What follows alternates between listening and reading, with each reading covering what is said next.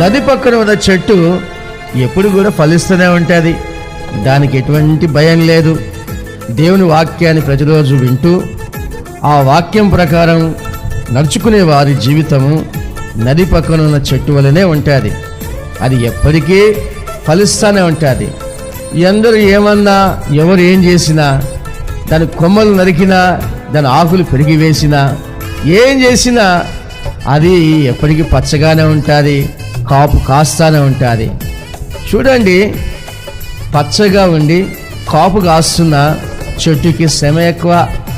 దారి పక్కన పోయే ప్రతివాడు పచ్చగా ఉన్న చెట్టును చూస్తూనే ఉంటాడు. చూసినప్పుడు ఊరుకుంటాడా? దానికున్న పండ్లను కాయలను చూసి 4 రాళ్ళు విసురుతూ ఉంటాడు.